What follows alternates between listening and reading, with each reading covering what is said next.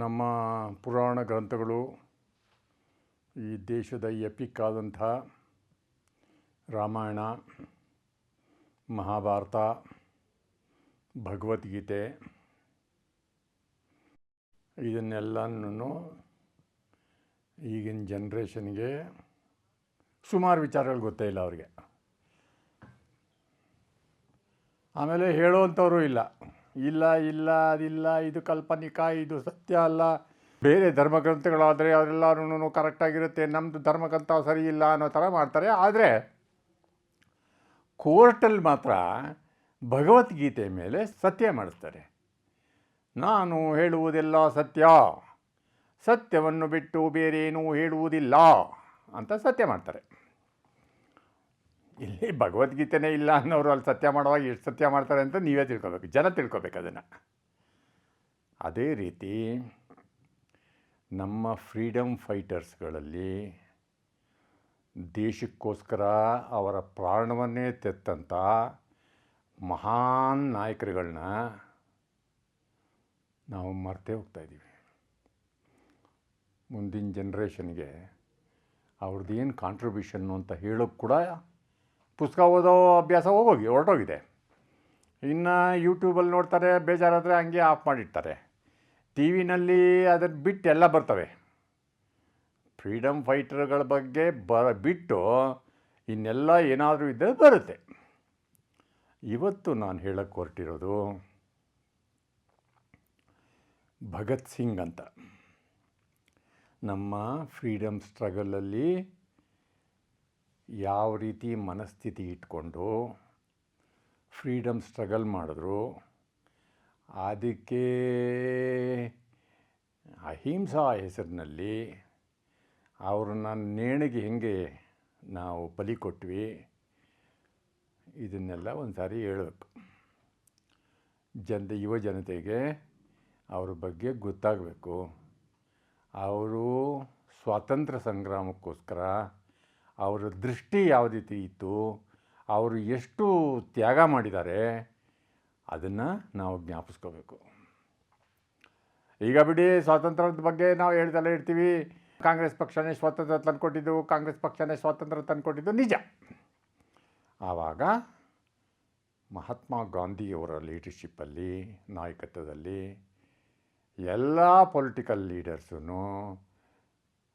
ಕಾಂಗ್ರೆಸ್ಸಲ್ಲಿ ಕೆಲಸ ಮಾಡಿ ಸ್ವತಂತ್ರ ನಂತರ ಅವರವ್ರದ್ದೇ ಸೋಷಿಯಲಿಸ್ಟ್ ಗ್ರೂಪ್ ಅಂತು, ಕಮ್ಯುನಿಸ್ಟ್ ಗ್ರೂಪ್ ಅಂತು, ಹೀಗೆ ಒಂದೊಂದು ಗ್ರೂಪ್ ಮಾಡಿಕೊಂಡು ಆಮೇಲೆ ಬೇರೆ ಆದರೂ. ಯಾಕೆ ಅಂದರೆ ಪವರ್ ಆಸೆಗೆ.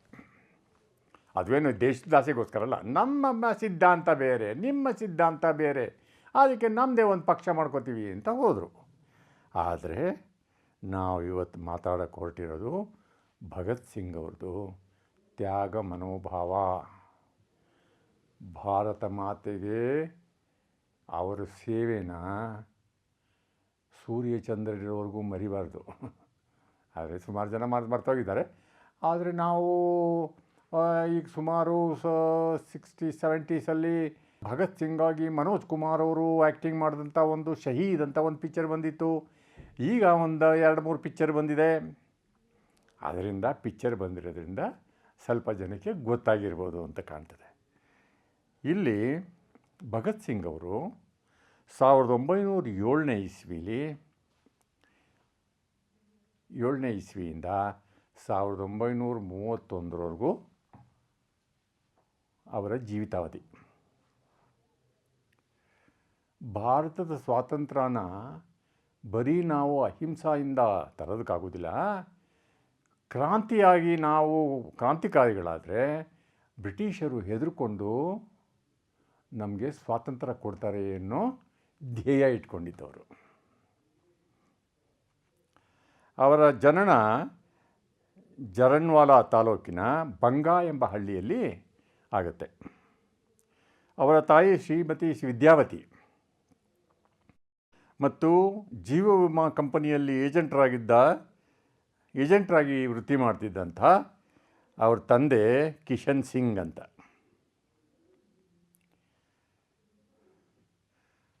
ಕಿಶನ್ ಸಿಂಗ್ ಅವರ ಪ್ರಭಾವ ಭಗತ್ ಸಿಂಗ್ ಅವ್ರ ಮೇಲೆ ಜಾಸ್ತಿ ಬಂದಿತ್ತು.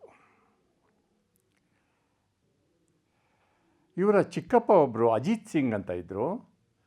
ಅವರು ಕ್ರಾಂತಿಕಾರಿ ಭಾಷಣಗಳನ್ನ ಮಾಡಿ ಜನಗಳನ್ನ ಉತ್ಸಾಹಪಡಿಸಿ ಫ್ರೀಡಮ್ ಸ್ಟ್ರಗಲ್ಗೆ ಬ್ರಿಟಿಷರೇ ಭಾರತವನ್ನು ಬಿಟ್ಟು ತೊಲಗಿ ಅನ್ನೋ ಸ್ಲೋಗನ್ ಜೊತೆಯೊಳಗೆ ಅವರು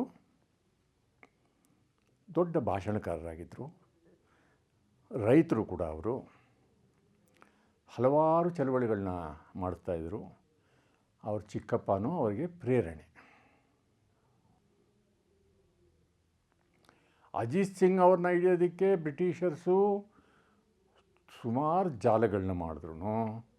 ಅವ್ರು ಸಿಗಾಕ್ಕೊಳ್ದೆ ಅಲ್ಲಿಂದ ಪರಾರಿಯಾಗಿ ಅವ್ರ ಕೆಲಸನ ಮುಂದುವರಿಸ್ತಾಯಿದ್ರು. ಜಲಿಯನ್ ವಾಲಾ ಬಾಗ್ ಆದಾಗ ಬ್ರಿಟಿಷರು ನಮ್ಮ ಭಾರತೀಯರ ಮೇಲೆ ಮಾರಣ ಹೋಮ ನಡೆಸಿದಾಗ ಅದನ್ನೇ ಜನಗಳಿಗೆ ಹೇಳಿ ಜನಗಳಿಗೆ ಇನ್ನೂ ಉತ್ಸಾಹಪಡಿಸಿ ನಾವೆಲ್ಲ ಏನು ಕೈಗೆ ಬಳೆ ತೊಟ್ಕೊಂಡಿಲ್ಲ, ನಾವು ಈ ದೇಶಕ್ಕೋಸ್ಕರ ಈ ದೇಶದ ಸ್ವಾತಂತ್ರ್ಯಕ್ಕೋಸ್ಕರ ಹೋರಾಡಬೇಕು ಅಂಥೇಳಿ ಕಿಚ್ಚನ್ನು ಹಚ್ಚಿದವರು. ಇವರ ಸ್ನೇಹಿತರು ಕಾನ್ಪುರದಲ್ಲಿ ಬಿ ಕೆ ದತ್ತ, ಜೆ ಸಿ ಚಟರ್ಜಿ, ವಿಜಯ್ ಕುಮಾರ್ ಸಿನ್ಹಾ ಅಂತ ಇವರೆಲ್ಲರಿಗೂ ಸಂಪರ್ಕದಲ್ಲಿದ್ದವರು. ಅವರು ಒಂದು ಆರ್ಗನೈಸೇಷನ್ ಮಾಡಬೇಕಾದ್ರೆ ಸಂಪರ್ಕ ಈಸ್ ಭಾರಿ ಇಂಪಾರ್ಟೆಂಟ್. ಈಗ ಸಂಪರ್ಕ ಏನಾಗಿದೆ, ವಾಟ್ಸಪ್ಪು ಫೇಸ್ಬುಕ್ಕು ಎಲ್ಲ ಬಂದುಬಿಟ್ಟಿದೆ. ಅದಕ್ಕೆ ಒಬ್ರಿಗೊಬ್ಬರ ಮೇಲೆ ನೋಡೋದು ಇಲ್ಲ, ಒಬ್ರಿಗೊಬ್ಬರ ಮೇಲೆ ಪ್ರೀತಿ ನೋಟೋಗ್ತಿದೆ. ಮುಂದೆ ಸಿಗ್ತಾಗ ನಿಮ್ಮದು ಮೆಸೇಜ್ ನೋಡಿದೆ ರೀ ಅನ್ನೋ ಭಾವನೆ ಬಂದಿದೆ. ಆವಾಗ ಹಾಗಲ್ಲ, ಇವರೇ ಸ್ವತಃ ಹೋಗಿ ಅವರ ಇರುವಿಕೆಯನ್ನು ತೋರಿಸಿ ಅವ್ರನ್ನ ಹುರಿದುಂಬಿಸಿ ಅವ್ರನ್ನ ಚಳುವಳಿಗೆ ತೊಗೊಂಬರ್ತಾಯಿದ್ರು. ಭಗತ್ ಸಿಂಗ್ ಅವರು ವಿದ್ಯಾರ್ಥಿ ಜೀವನದಲ್ಲಿ 1921ರಲ್ಲಿ ಅಸಹಕಾರ ಚಳವಳಿಯಲ್ಲಿ ಭಾಗವಹಿಸ್ತಾರೆ. ರಾಷ್ಟ್ರೀಯ ಭಾವನೆಗಳನ್ನು ಪ್ರಚೋದಿಸುವುದು, ಬ್ರಿಟಿಷ್ ನಿಷೇಧಿಸಿದ ರಾಷ್ಟ್ರೀಯ ನಾಟಕ ಕೂಟದಿಂದ ಸಕ್ರಿಯ ಕಾರ್ಯಕರ್ತನಾಗಿದ್ದುಕೊಂಡೇ ತಾನೂ ಸಹ ಹಲವಾರು ಪಾತ್ರಗಳನ್ನು ನಿರ್ವಹಿಸಿ ಮನೆಯಲ್ಲಿ ಮದುವೆಯ ಒತ್ತಾಯ ಬಂದಾಗ ಮನೆ ಬಿಟ್ಟು ವಿದ್ಯಾಭ್ಯಾಸ ತೊರೆದು ಸ್ವತಂತ್ರ ಸಂಗ್ರಾಮದಲ್ಲಿ ಪಾಲ್ಗೊಳ್ಳಲು 1924ರಲ್ಲಿ ಕಾನ್ಪುರಕ್ಕೆ ಹೊರಡ್ತಾರೆ. ಅಸೆಂಬ್ಲಿಯಲ್ಲಿ ಇವರು ಒಂದು ಸಾರಿ ದಾಳಿ ಮಾಡ್ತಾರೆ. ಆವಾಗ ಕಾಂಗ್ರೆಸ್ ಅಂದರೆ ನಮ್ಮ ಪಾರ್ಟಿ ಅಹಿಂಸಾ ನಾವು ಅಹಿಂಸನೇ ಅಹಿಂಸಾ ತತ್ವದಲ್ಲಿ ನಾವು ಮಹಾತ್ಮ ಗಾಂಧಿಯವರು ಇದ್ದಿದ್ದು. ಆವಾಗ ಚಮನ್ ಲಾಲ್ ಅಂತ ಈ ಹುಡುಗ ಮಾಡಿದ್ದು ಬಾಂಬನ ಹಾಕಿದ್ದು ಅಸೆಂಬ್ಲಿಯಲ್ಲಿ ಸರಿಯಲ್ಲ, ಅಹಿಂಸೆಯಿಂದ ನಾವು ಸ್ವಾತಂತ್ರ್ಯ ಪಡೀಬೇಕೇ ಹೊರತು ಈ ಥರ ಬಾಂಬು ಕ್ರಾಂತಿಕಾರಿ ಇದರಿಂದ ಮಾಡಬಾರ್ದು ಅಂತ ಒಂದು ಸ್ಟೇಟ್ಮೆಂಟ್ ಮಾಡ್ತಾರೆ. ಬಾಂಬನ್ನು ಎಸೆದಿದ್ದು ಹುಚ್ಚುತನದ ಪರಮಾವಧಿ. ಅದೆಲ್ಲ ಯಾವಾಗಲೂ ಹೇಳ್ತಾ ಇರ್ತೀವಿ, ನಾವೇ ಬಾಂಬ್ ಹಾಕ್ತೀವಿ, ಆದರೆ ಹಿಂದೆ ಹೇಳ್ತಾ ಇರ್ತೀವಿ ನಾವು ಬಾಂಬ್ ಹಾಕಿದ್ದು ಇದು ಸರಿಯಲ್ಲ ಅಂತ ಹೇಳೋದು ಅದೊಂದು ಸ್ಲೋಗನ್ ಅದು. ಆವಾಗ ಭಗತ್ ಸಿಂಗ್ ಅವರು ತನ್ನ ಲಾಯರ್ ಆಗಿದ್ದಂತಹ ಇನ್ನೊಬ್ಬ ಕಾಂಗ್ರೆಸ್ ಸದಸ್ಯ ಲಾಯರ್ಗೆ ತರುಣ್ ಆಸಿಫ್ ಅಲಿ ಅವ್ರಿಗೆ ಹೇಳ್ತಾರೆ, ನಾವು ಹುಚ್ಚರಲ್ಲ ಎಂಬುದು ದಯಮಾಡಿ ಚಮನ್ ಲಾಲ್ಗೆ ಮನದಟ್ಟು ಮಾಡಿಕೊಡಿ. ನಾವು ಮಾಡ್ತಾ ಇರೋ ಕೆಲಸ ಕರೆಕ್ಟಾಗೇ ಇದೆ. ನಾವು ಅಹಿಂಸೆ ಅಂತ ಹೋದರೆ ಬ್ರಿಟಿಷರು ನಮಗೆ ಸ್ವತಂತ್ರ ಕೊಡೋದಿಲ್ಲ, ಹೀಗೆ ಸತಾಯಿಸ್ತಾ ಇರ್ತಾರೆ. ಆದ್ದರಿಂದ ನಾವು ಮಾಡಿದ್ದೆ ಸರಿ ಅಂತ ಅವರು ವಕಾಲತ್ತು ವಹಿಸ್ಕೊಳ್ಳೋಕ್ಕೆ ಹೇಳ್ತಾರೆ. ನಾವು ಈ ಎಲ್ಲ ಸ್ಥಿತಿಗತಿಗಳನ್ನ ನೋಡಿ ವಿದ್ಯಾರ್ಥಿ ದೆಸೆಯಲ್ಲಿಯೇ ನಾವು ಸ್ವತಂತ್ರಕ್ಕೋಸ್ಕರ, ಭಾರತ ಮಾತೆಯ ಸ್ವಾತಂತ್ರ್ಯಕ್ಕೋಸ್ಕರ ನಾವು ಮಾಡಿದ್ದು ಸರಿಯಾಗಿದೆ ಅಂತ ಅವರ ಆರ್ಗ್ಯುಮೆಂಟ್ ಇರುತ್ತೆ. ಅವರು ಮಾಡಿದ್ದಂಥ ಅಪರಾಧ, ಅದಕ್ಕೆ ಅವ್ರನ್ನ ಮಿಯಾನ್ವಾಲಿ ಜೈಲಿನಲ್ಲಿಟ್ಟು ನಂತರ ಲಾಹೋರ್ ಜೈಲಿಗೆ ಅವ್ರನ್ನ ಸಾಗಾಕ್ತಾರೆ.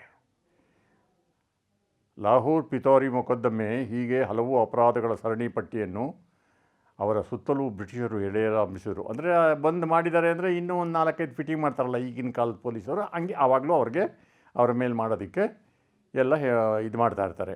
ಅಪ್ರಮಿತ ವೀರ ಎಲ್ಲಿದ್ದರೂ ಸ್ಫೋಟಿಸುತ್ತಾರೆ, ಶತ್ರುಪಾಳಿಯನ್ನು ಛಿದ್ರಗೊಳಿಸುತ್ತಾರೆ, ಅವರನ್ನು ಪದೇ ಪದೇ ಘಾಸಿಗೊಳಿಸಿ ಧೂಳಿಪಟ ಮಾಡುತ್ತಾರೆ. ಅಂತೆಯೇ ರಾಜಕೀಯ ಬಂದಿಗಳಿಗೆ ಜೈಲಿನಲ್ಲಿ ನೀಡಲಾಗುತ್ತಿದ್ದ ಕಿರುಕುಳವನ್ನು ಪ್ರತ್ಯಕ್ಷ ಕಂಡ ಭಗತ್ ಸಿಂಗ್ ಉತ್ತಮ ಸೌಲಭ್ಯಗಳಿಗಾಗಿ ಉಪವಾಸ ಸತ್ಯಾಗ್ರಹ ಮಾಡ್ತಾರೆ. ಅಂದರೆ ಕ್ರಾಂತಿ ಇರೋನು ಎಲ್ಲೋದು ಕ್ರಾಂತಿನೇ ಮಾಡೋದು. ಯಾರು ಸಿಸ್ಟಮ್ ವಿರುದ್ಧ ಇರ್ತಾರೆ, ಸಿಸ್ಟಮ್ ಸರಿ ಇರಲ್ಲ, ಅಂದರೆ ಸಿಸ್ಟಮ್ ಆವಾಗ ಸರಿ ಇರಲಿಲ್ಲ ಬ್ರಿಟಿಷರು ಇದರಲ್ಲಿ. ಆವಾಗ ಅವರು ಅಲ್ಲೂ ಇದರಲ್ಲಿ ಜೈಲಿನಲ್ಲಿ ಇಟ್ಟಂಥ ಸ್ವತಂತ್ರ ಯೋಧರಿಗೆ ಕಿರುಕುಳ ಕೊಡ್ತಾ ಇದ್ದಂಥವ್ರನ್ನ ಭಗತ್ ಸಿಂಗು ಅಲ್ಲಿ ಕೂಡ ಉಪವಾಸ ಸತ್ಯಾಗ್ರಹ ಮಾಡಿ ಬಂದಿಗಳಿಗೆ ಸ್ವಲ್ಪ ಮಟ್ಟಿನ ಆಹಾರ, ಓದಲು ಬೇಕಾದ ಸೌಲಭ್ಯ ಒದಗಿಸುವುದು, ಸತ್ಯಾಗ್ರಹವು ಯಶಸ್ವಿಯಾಗಿ ನಡಿಬೇಕು. ಚಂದ್ರಶೇಖರ್ ಆಜಾದ್ ನೇತೃತ್ವದಲ್ಲಿ ಹಿಂದೂಸ್ತಾನ್ ಸಮಾಜವಾದಿ ಗಣತಂತ್ರ ಸಂಘಟನೆಯು ಭಗತ್ ಸಿಂಗರನ್ನು ಜೈಲಿನಲ್ಲಿಂದ ಅಪಹರಿಸಿ ಬಿಡಿಸಿಕೊಂಡು ಬರಲು ಆಯೋಜಿಸಿತು. ಯಾವ ತಂತ್ರಗಳೂ ಫಲಿಸದೆ ಕಾರ್ಯಕರ್ತರು ಕೆಂಗೆಟರು. ಜೈಲಿನಲ್ಲಿ ಬಂದಿಯಾಗಿದ್ದ ದಿನಗಳಲ್ಲಿ ಹಲವು ಪುಸ್ತಕಗಳನ್ನು ತರುವಂತೆ ಸಹಚರರು ದುಂಬಾಲು ಬಿದ್ದರು. ಅಂದರೆ ಎಲ್ಲ ಪುಸ್ತಕಗಳು ತಂದುಕೊಡಿ ಅಂಥೇಳಿ ಅಲ್ಲೇ ಪುಸ್ತಕ ಎಲ್ಲ ತರಿಸ್ಕೊಂಡು, ಅವರಿಗೆ ಪುಸ್ತಕಗಳಂದರೆ ತುಂಬ ಪ್ರೀತಿ ಇತ್ತು, ಅದರಿಂದ ಅಲ್ಲಿಗೆ ತರಿಸ್ಕೊಳ್ಳೋರು ಜೈಲಿಗೆ. ಜನತೆ ಏಕೆ ಹೋರಾಡುತ್ತದೆ? ಎರಡನೆಯ ಅಂತಾರಾಷ್ಟ್ರೀಯ ಪತನ, ಎಡಪಂಥೀಯ ಸಮತಾವಾದ, ಫ್ರಾನ್ಸಿನಲ್ಲಿ ಅಂತರ್ಯುದ್ಧ, ಚಾರಿತ್ರಿಕ ಬೌದ್ಧದ ಸಿದ್ಧಾಂತ, ರೈತಾಪಿ ಜನರ ಏಳಿಗೆಗೆ ಮತ್ತು ಋಣಬಾಧೆ ಇತ್ಯಾದಿ ಹಲವು ಚಿಂದಿ ಬಟ್ಟೆಗಳಿದ್ದರೂ ಸಹ ಪುಸ್ತಕದ ಜೋಳಿಗೆ ಅವ್ರ ಕಂಕಳಲ್ಲಿರ್ತಿತ್ತು. ಅಂದರೆ ಅಷ್ಟು ಪುಸ್ತಕದ ಪ್ರೇಮಿ. ಎಲ್ಲಿ ಏನಾಗ್ತಾಯಿದೆ ಅದನ್ನು ತಿಳ್ಕೊಳ್ಳೋವಂಥ ಕಾತುರದಲ್ಲಿದ್ದರು. ಅವ್ರಿಗೆ ಹಾಕ್ಕೊಳ್ಳಿರೋ ಬಟ್ಟೆ ಹರಿದೋಗಿದ್ರು ಸೈಡಲ್ಲಿರೋ ಬ್ಯಾಗಲ್ಲಿ ಈ ಎಲ್ಲ ಪುಸ್ತಕಗಳನ್ನ ಅವರು ಸ್ಟಡಿ ಮಾಡೋರು. ಎಲ್ಲಿ ಏನು ನಡೀತಾ ಇದೆ, ಇದನ್ನು ತಡೆ ಹಿಡಿಯೋದು ಹೆಂಗೆ, ಆ ರೀತಿ ಯೋಚನೆ ಮಾಡಿಕೊಂಡು. ಆ ಕ್ರಾಂತಿಕಾರಿ ಅದೇ ಬಾಂಬ್ ಆಗೋದು ದಿವಸ ಅವರು ಯಾವ್ಯಾವ ಆಯಕಟ್ಟಿನ ಜಾಗದಲ್ಲಿ ನಿಂತ್ಕೋಬೇಕು, ಯಾವ ರೀತಿ ಅರೇಂಜ್ ಮಾಡಬೇಕು ಅಂತ ಇಬ್ಬರು ಕ್ರಾಂತಿಕಾರಿಗಳು ನೋಡಿಕೊಂಡು ಭಗತ್ನನ್ನು ನಿನ್ನನ್ನೆಂದೂ ನೋಡಲಾರೇನೇನೋ ಎಂಬ ಭಾರವಾದ ಹೃದಯದಿಂದ ಚಂದ್ರಶೇಖರ್ ಆಜಾದರು ಇವರನ್ನು ಬೀಳ್ಕೊಟ್ಟರು. ಇವೆರಡೂ ಕಾಯ್ದೆಗಳು ಅಂಗೀಕಾರವಾಗುವುದಕ್ಕೆ ಯಾವುದೇ ಸಂಶಯವಿಲ್ಲದ ಚರ್ಚೆಯ ನಡುವೆ ಭಗತ್ ಮತ್ತು BK ದತ್ತಾ ಎದ್ದು ನಿಂತು ಬಾಂಬೊಂದನ್ನು ಸಭೆಯಲ್ಲಿ ಎಸೆದರು. ಇನ್ಕಿಲಾಬ್ ಜಿಂದಾಬಾದ್, ಅದಿನ್ನೂ ಈಗಲೂ ಇದೆ. ಈಗಲೂ ಇನ್ಕಿಲಾಬ್ ಜಿಂದಾಬಾದು. ಆಮೇಲೆ ಏನೇ ಬರಲಿ, ಒಗ್ಗಟ್ಟಿರಲಿ, ನಾವು ಪಡೆಯುತ್ತೇವೆ. ಇವಾಗ ಮೊನ್ನೆ ಸ್ಲೋಗನ್ಸ್ ಎಲ್ಲ ಕೇಳಿದೆ ನಾನು. ಅದರಲ್ಲಿ ನ್ಯಾಯಕ್ಕಾಗಿ ಹೋರಾಟಕ್ಕಾಗಿ ನ್ಯಾಯ, ಇವೆಲ್ಲ ಆವಾಗಿಂದ ಬಂದಿರೋದು. ಅದನ್ನು ಇನ್ನೂ ರೀಪ್ಲೇಸ್ ಮಾಡೋಕ್ಕಾಗಿಲ್ಲ ಬೇರೆ ವರ್ಡ್ಗಳಲ್ಲಿ. ಬ್ರಿಟಿಷ್ ಸಾಮ್ರಾಜ್ಯಶಾಹಿಗೆ ಧಿಕ್ಕಾರ ಅಂತ ಬರೀ ಬಾಂಬಾಗಿ ಸುಮ್ಮನೆ ಇದ್ಬಿಟ್ಟಿಲ್ಲ ಅವರು. ಇನ್ಕಿಲಾಬ್ ಜಿಂದಾಬಾದ್ ಅಂದರೆ ಇವರು ಎಗನೆಸ್ಟ್ ಆಗಿ ನಾವು ಜಿಂದಾಬಾದ್, ನಾವು ಗೆಲುವು ಸಾಧಿಸ್ತೀವಿ, ಬ್ರಿಟಿಷ್ ಅವರ ಸಾಮ್ರಾಜ್ಯಶಾಹಿಗೆ ಧಿಕ್ಕಾರ ಅಂತ ಕೂಗಿದಂಥ ಮಹಾನ್ ದೇಶಭಕ್ತ. ಸುಲಭವಾಗಿ ತರಿಸಿಕೊಳ್ಳಬಹುದಾಗಿದ್ದರೂ ಅದಕ್ಕಾಗಿ ಯಾವುದೇ ಪ್ರಯತ್ನವನ್ನು ಮಾಡದೆ ಇಬ್ಬರು ಮಂಜುಗಡ್ಡೆಯಂತೆ ದಸ್ತಗಿರಿಯಾಗಲು ನಿಂತಾಗ ಕೆಲವು ಸಮಯದ ನಂತರವಷ್ಟೇ ಪೊಲೀಸರು ಎಚ್ಚೆತ್ತು ಅವರನ್ನು ಬಂಧಿಸಲಾಯಿತು. ಅಂದರೆ ಅವರು ಬಾಂಬ್ ಎಸ್ಬಿಟ್ಟಂಗೆ ಟುಯಿ ಅಂತ ಓಡೋಗ್ಬಿಡೋದು ಅದೆಲ್ಲ ಮಾಡಿಲ್ಲ. ಅಲ್ಲೇ ಗಟ್ಟಿಯಾಗಿ ನಿಂತು ಅಲ್ಲಿ ಬಾಂಬ್ ಹಾಕಿದ ಮೇಲೆ ಪೊಲೀಸವ್ರಿಗೆ ಏನು ಮಾಡಬೇಕು ಅಂತ ತೋರಿಸ್ದೆ ಇವ್ರನ್ನ ಅರೆಸ್ಟ್ ಮಾಡ್ತಾರೆ. ಇದರಿಂದ ಬ್ರಿಟಿಷ್ ಸರ್ಕಾರಕ್ಕೆ ಕಿವಿಯೆಲ್ಲ ನೆಟ್ಟಗಾಗುತ್ತೆ. ಈ ರೀತಿ ಕ್ರಾಂತಿಕಾರಿಗಳು ಎದ್ದಿದ್ದಾರೆ. ನಾವು ಇನ್ನು ಇಂಡಿಯಾ ದೇಶದಲ್ಲಿ ಭಾರತ ಮಾತೆನ ಸ್ವತಂತ್ರ ಕೊಡದೇ ಇದ್ದರೆ ನಮಗೆ ಕಷ್ಟ ಅನ್ನೋ ಮೆಸೇಜು ಆವಾಗಲಿಂದನೇ ಹೋಗುತ್ತೆ.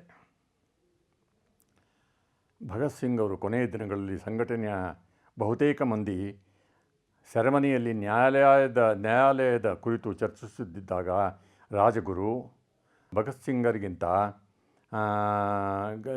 ಸಿಂಗರಿಗಿಬ್ಬರಿಗೂ ಗಲ್ಲಿ ಆಗುತ್ತೆ. ಗಲ್ಲಿ ಅಂತ ಹ್ಯಾಂಗ್ ಮಾಡುವಂಥ ಆರ್ಡ್ರ್ ಇಶ್ಯೂ ಮಾಡ್ತಾರೆ.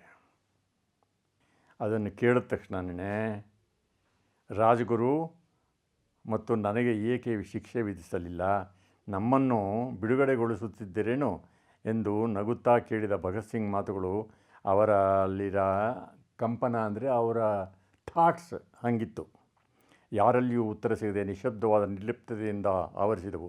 ಮತ್ತಷ್ಟು ಛೇಡಿಸುವ ಧ್ವನಿಯಲ್ಲಿ ವಾಸ್ತವವನ್ನು ಗುರುತಿಸಲು ಭಯವೇ ಎಂದು ಭಗತ್ ಸಿಂಗರು ನುಡಿದಾಗ ಇನ್ನೆಷ್ಟು ನಿಶಬ್ದ ಮನೆ ಮಾಡಿ ಸೂತಕ ವಾತಾವರಣ ಉಂಟಾಯಿತು. ನಿಶಬ್ದ ಮತ್ತು ಮೌನ ತನ್ನ ನಗುವಿನಿಂದ ಭೇದಿಸುತ್ತಾ ಹೇಳಿದ, ನಾವು ಸಾಯುವವರೆಗೆ ಕುತ್ತಿಗೆಗೆ ಕುಣಿಕೆ ಬೀರಿ ನಮ್ಮನ್ನು ನೇತು ಹಾಕುವುದು ನಿಜ ಕಾಮ್ರೇಡ್, ಅಂದರೆ ನನ್ನ ಜೊತೆಯಲ್ಲಿರೋರೇ, ಇದು ನನಗೂ ಗೊತ್ತು, ನಿಮಗೂ ಗೊತ್ತು, ಮತ್ತೇಕೆ ಅದರ ಬಗ್ಗೆ ಕಣ್ಮುಚ್ಕೊಂಡು ಕೂತ್ಕೋಬೇಕು, ಹೆಂಗಿದ್ರು ಅವ್ರು ಹ್ಯಾಂಗೆ ಮಾಡ್ತಾರೆ. ಅಂದರೆ ಅಷ್ಟು ಈಸಿಯಾಗಿ ತೊಗೊಂಡಿದ್ರು. ಭಾರತ ಮಾತೆಯ ಸ್ವಾತಂತ್ರ್ಯಕ್ಕೋಸ್ಕರ ಅಷ್ಟು ಗಟ್ಟಿ ಮನಸ್ಸು ಮಾಡಿದ್ದಂಥ ಯುವಕ. ಬ್ರಿಟಿಷರು ಈ ನೆಲದಿಂದ ಕಂಬಿ ಕೀಳುವವರೆಗೂ ನನ್ನ ವಿಚಾರಗಳು ಅವರ ಅನಿಷ್ಟದಂತೆ ಬೆಂಬಿಡದೆ ಕಾಡುತ್ತೇನೆ, ಅವರ ವಾಕ್ಯಗಳು. ಇದು ಒಂದೆಡೆಯ ಚಿತ್ರಣವಷ್ಟೇ, ಮತ್ತೊಂದೆಡೆಯದು ಮತ್ತಷ್ಟು ಪ್ರಕಾಶಮಾನವಾಗಿ ಹೊಳೆಯುತ್ತಿದೆ. ಬ್ರಿಟಿಷ್ ಗುಲಾಮಕೋರರಿಗೆ ಭಗತ್ ಸಿಂಗ್ಗಿಂತ ಸತ್ತ ಭಗತ್ ಸಿಂಗ್ಗೆ ಹೆಚ್ಚು ಅಪಾಯಕಾರಿ. ಅವ್ರು ಹೇಳ್ತಾರೆ, ನಾನು ಜೀವಂತ ಇರೋ ಭಗತ್ ಸಿಂಗಿನ್ನ ನಾನು ಸತ್ತ ಮೇಲೆ ಆ ಕ್ರಾಂತಿಯಿಂದ ಹುಟ್ಟುತ್ತಾರಲ್ಲ ಅವ್ರ ಬಗ್ಗೆನೇ ಬ್ರಿಟಿಷವ್ರು ಹೆದರ್ಕೊಳ್ಳೋದು ಅಂತ ಹೇಳ್ತಾರೆ. ಅಂದರೆ ಎಷ್ಟು ಕಮಿಟೆಡ್ ಇದ್ದರು ಅಂತ. ನನ್ನ ನೇಣಿಗೇರಿಸಿದ ನಂತರ ನನ್ನ ಕ್ರಾಂತಿಕಾರಿ ವಿಚಾರಗಳನ್ನು ಸುವಾಸನೆಯು ನಮ್ಮ ಸುಂದರ ನಾಡಿನಲ್ಲಿ ವಾತಾವರಣದಲ್ಲಿ ಪಸರಿಸುತ್ತದೆ. ಅವು ಯುವಜನರನ್ನು ಪ್ರೇರೇಪಿಸಿ ಸ್ವಾತಂತ್ರ್ಯವನ್ನು, ಕ್ರಾಂತಿಗಾಗಿ ಅವರನ್ನು ಹುಚ್ಚರನ್ನಾಗಿಸಿ ಬ್ರಿಟಿಷ್ ಸಾಮ್ರಾಜ್ಯಶಾಹಿಯನ್ನು ವಿನಾಶದೆಡೆಗೆ ತಳ್ಳುತ್ತದೆ. ಇದು ನನ್ನ ಖಚಿತವಾದ ಅಭಿಪ್ರಾಯ. ಅವರ ಮನಸ್ಥಿತಿ ಇದು. ರಾಷ್ಟ್ರಕ್ಕಾಗಿ ನಾನು ಸಲ್ಲಿಸಿದ ಸೇವೆ ಮತ್ತು ಜನತೆಗಾಗಿ ತೋರಿದ ಪ್ರೀತಿಗಳಿಗೆ ನೀಡುವ ಅತ್ಯುನ್ನತವಾದ ಬಹುಮಾನವನ್ನು ನಾನು ಪಡೆಯುವ ದಿನವನ್ನು ಅತಿ ಕಾತುರತೆಯಿಂದ ಕಾಡುತ್ತಿದ್ದೇನೆ. ಅಂದರೆ ಭಾರತ ಮಾತೆಗೆ ಯಾವತ್ತು ಸ್ವಾತಂತ್ರ್ಯ ಬರುತ್ತೋ ಅದನ್ನು ನಾನು ಕಾತರದಿಂದ ಕಾಯ್ತೀನಿ. ಇದು ಯಾವಾಗ ಹೇಳೋದು? ನೇಣು ಹಾಕೋದಕ್ಕೆ ಅವ್ರಿಗೆ ಆರ್ಡರ್ ಆದಾಗ. ಸಂಭ್ರಮ ಸಡಗರದಿಂದ ಎದುರು ನೋಡುತ್ತಿದ್ದೇನೆ. ಭಗತ್ ಸಿಂಗರು ಜೈಲಿನಲ್ಲಿ ಕಳೆದ ಕೊನೆಯ ದಿನಗಳನ್ನು ಅವರ ತಾಯಿ ದಿಟ್ಟದ ತನದ ನುಡಿಗಳು ನಿಜಕ್ಕೂ ಅಪ್ಯಾಯಮಾನ. ನಿನ್ನ ಒಲಮೆಯನ್ನು ಎಂದಿಗೂ ಬದಲಿಸಬೇಡ, ಪ್ರಪಂಚವೇ ಮರೆಯಲಾಗದ ಸಾವು ಎಂದಿಗೂ ಅತ್ಯುತ್ತಮವಾದುದು. ಅವ್ರ ತಾಯಿ ಹೇಳ್ತಾರೆ, ವಿದ್ಯಾವತಿ ಅವ್ರ ತಾಯಿ ಮಗನಿಗೆ ಹೇಳ್ತಾರೆ, ನಿನ್ನ ಒಲಮೆ ಅಂದರೆ ನಿನ್ನ ಸ್ವಾತಂತ್ರ್ಯಕ್ಕೋಸ್ಕರ ನೀನೇನು ಮಾಡ್ತಾ ಇದೆಯಾ ತ್ಯಾಗ, ಅದು ಯಾವತ್ತೂ ಬದಲಾಯಿಸೋಕೆ ಹೋಗಬೇಡ. ನೀನು ಮಾಡ್ತಾ ಇರೋದು ಕರೆಕ್ಟಾಗಿದೆ. ಪ್ರಪಂಚವೇ ಮರೆಯಲಾಗದ ಸಾವು ಎಂದಿಗೂ ಅತ್ಯುತ್ತಮವಾದಂತೆ. ಪ್ರಪಂಚವೇ ಮರೆಯಲಾಗದ ಸಾವು ಯಾವಾಗಲೂ ಅತ್ಯುತ್ತಮವಾದುದು. ಇನ್ಕಿಲಾಬ್ ಜಿಂದಾಬಾದ್ ಘೋಷಣೆಯನ್ನು ಕೊನೆಯವರೆಗೂ ಕೂಗುತ್ತಿರು. ಅವ್ರ ತಾಯಿ ಮಗನಿಗೆ ಹೇಳೋದು. ಯಾವ ತಾಯಿಗೂ ಲಭಿಸದ ಹೆಮ್ಮೆ ನನಗುಂಟಾಗಿದೆ. ನಿನ್ನಿಂದ ನನಗೆ ತುಂಬ ಹೆಮ್ಮೆ ಆಗಿದೆಪ್ಪ ಭಗತ್ ಸಿಂಗ್ ಅಂತ ಅವ್ರ ತಾಯಿ ಹೇಳ್ತಾರೆ. ಜೈಲಿನ ವಾರ್ಡನ್ ಚರಂತ್ ಅವರು ಭಗತ್ ಸಿಂಗ್ ಓದಲು ಬಯಸಿದ ಎಲ್ಲ ಪುಸ್ತಕಗಳನ್ನು ಜೈಲಿನಲ್ಲಿ ಸೆಲ್ಲಿನೊಳಗೆ ಕದ್ದು ತಂದುಕೊಡುತ್ತಿದ್ದರು. ಭಗತ್ ಸಿಂಗ್ ಓದುವ ವೇಗಕ್ಕೆ ತಕ್ಕಂತೆ ಪುಸ್ತಕಗಳು ಪೂರೈಸಲು ಆಗುತ್ತಿರಲಿಲ್ಲ. ಅಂದರೆ ಅವ್ರಿಗೆ ಗಲ್ಲು ಶಿಕ್ಷೆ ಆಗಿದೆ ಅಂತ ಗೊತ್ತಾದ ಮೇಲೂ ಏನೇನು ನಡೀತಾ ಇದೆ, ಎಲ್ಲ ಪುಸ್ತಕಗಳನ್ನ ಇವ್ರು ಯಾವ್ಯಾವ್ದು ಓದಬೇಕು ಅಂತಿದ್ರೋ ಆ ಪುಸ್ತಕಗಳನ್ನೆಲ್ಲರೂ ಜೈಲಿನ ವಾರ್ಡನ್ ಶರತ್ ಅವರು ಅವ್ರಿಗೆ ಪೂರೈಸ್ತಾಯಿದ್ರು. ಸಾವಿನ ಗಂಟೆ ಹತ್ತಿರ ಬರ್ತಾ ಇದ್ದಂಗೆ ಒಬ್ಬ ಸೈನಿಕ ನೇಣುಗಂಬಕ್ಕೆ ಕೆಡದೊಯ್ಯಲು ಬಂದಾಗ ಲೆನಿನ್ ಕುರಿತ ಪುಸ್ತಕವನ್ನು ಓದುತ್ತಿದ್ದ ಭಗತ್ ಸಿಂಗರು ಸ್ವಲ್ಪವೂ ವಿಚಲಿತರಾಗದೆ, ಪುಸ್ತಕ ಮುಗಿಸಿದ ನಂತರ ಬಂದರಾಗುತ್ತದಲ್ಲವೇ, ನಾನು ಪುಸ್ತಕ ಓದ್ತಾ ಇದ್ದೀನಿ, ಲೆನಿನ್ ಬರೆದಿರೋದು, ಆ ಪುಸ್ತಕನ ಮುಗಿಸ್ಮೇಲೆ ಬರ್ಬೋದಾ ಅಂತ ಕೇಳ್ತಾರೆ ಅವರು. ಸೈನಿಕನಿಗೆ ಒಂಥರ ಗಾಬರಿ ಆಗಿಬಿಡುತ್ತೆ. ನಿಜಕ್ಕೂ ಮೈನಲ್ಲಿ ಏರಿಸುವ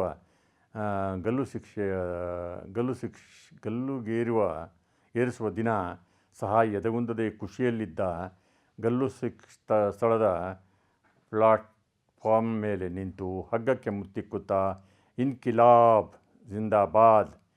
ಭಗತ್ ಸಿಂಗ್ ಒಬ್ಬ ಮಾರ್ಕ್ಸ್ವಾದಿಯಾಗಿದ್ದರು ಹಾಗೂ ಅಂದಿನ ಹಿಂದೂ ಮಹಾಸಭಾ ಮತ್ತು ಮುಸ್ಲಿಂ ಲೀಗಿನ ವಿರೋಧಿಯಾಗಿದ್ದರು. ಅಂದರೆ ಅವರು ಜಾತಿ ಸಂಬಂಧಪಟ್ಟಂಥ ಆರ್ಗನೈಸೇಷನ್ಗೆ ವಿರುದ್ಧವಾಗಿದ್ದರು, ಮಾರ್ಕ್ಸಿಸ್ಟ್ ಆಗಿದ್ದರು. ಅವರು 3 ವರ್ಷದ ಮಗನಿದ್ದಾಗ ಅವ್ರ ತಂದೆ ಜೊತೆಯಲ್ಲಿ ಗದ್ದೆಗೆ ಹೋಗಿರ್ತಾರೆ. ಗದ್ದೆನಲ್ಲಿ ತಂದೆಗೆ ಕೇಳ್ತಾರೆ, 3 ವರ್ಷ ಇನ್ನೂ ಅವ್ರಿಗೆ, ಅಪ್ಪ ಏನು ಮಾಡಿ ಇದನ್ನು ಹಾಕೋದ್ರಿಂದ ಏನು ಪ್ರಯೋಜನ ಅಂತ. ಮಗನೇ, ಒಂದು ಬೀಜ ಹಾಕಿದ್ರೆ ಅದು ಇಷ್ಟು ಬೆಳೆ ಕೊಡುತ್ತೆ ಅಂತ ಹೇಳ್ತಾರೆ. ಆವಾಗ ಬಾಲಕ ಉತ್ತರ ಕೊಡ್ತಾನೆ, 3 ವರ್ಷದಲ್ಲೇನೆ ಈ ಹೊಲದ ತುಂಬ ನಾನು ಬಂದೂಕುಗಳನ್ನು ನೆಡುತ್ತೇನೆ. ಅಂದರೆ ಆ ಹುಡುಗನಿಗೆ ಏನಂದರೆ, ಬೀಜ ಹಾಕಿದ್ರೆ ನಮಗೆ ದವಸ ಧಾನ್ಯ ಬರುತ್ತೆ, ನಾನು ಗನ್ನನ್ನೇ ನೆಟ್ಬಿಟ್ಟ ಅಂದರೆ ಇನ್ನೂ ಬೇಕಾದಷ್ಟು ಗನ್ ಬಿಡುತ್ತೆ ಅಂತ. 3 ವರ್ಷದಲ್ಲಿ ಅಷ್ಟೇ ಮೆಚುರಿಟಿ ಇರೋದು. ಅವುಗಳಿಂದ ನಾವು ಆಂಗ್ಲರನ್ನು ನಮ್ಮ ದೇಶದಿಂದ ಓಡಿಸಬಹುದು. ಆ ಬಾಲಕನೇ ಭಗತ್ ಸಿಂಗ್. ತನ್ನ 23ನೇ ವಯಸ್ಸಿನಲ್ಲಿಯೇ ದೇಶಕ್ಕಾಗಿ ಪ್ರಾಣತ್ಯಾಗ ಮಾಡಿದ, ಸ್ವಾತಂತ್ರ್ಯದ ಕಿಚ್ಚು ಹರಡಿದ ಯುವಕರ ನಾಡಿ ಮಹಾನ್ ಚೇತನ.